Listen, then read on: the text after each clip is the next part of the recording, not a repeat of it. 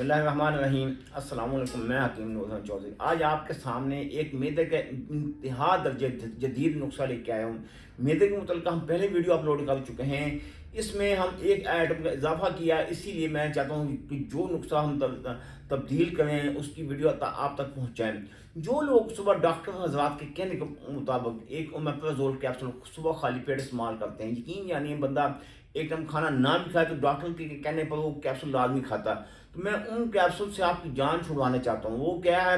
Visor के omeprazole है, omega है, 20 mg 40 mg, मुख्तलिफ किस्म की क्वालिटी, मुख्तलिफ कंपनी के अपने अपने कैप्सूल हैं। तो उन कैप्सूल से जान छुड़वाने के लिए, आपको मैदे के जुमला नकाइस को ख़त्म करने के लिए, हत्ता कि कुछ लोग ऐसे होते हैं थोड़ा सा गज़ा ज़्यादा खा लें या थोड़ी गज़ा कम खा लें, मैदे में जलन होगी, तो मैं हत्ता कि असाब कमज़ोर होंगे, गज़ा जुज़्व बदन नहीं बनेगी, हत्ता कि जिस्म में दिन बदन वीकनेस आनी शुरू हो जाएगी।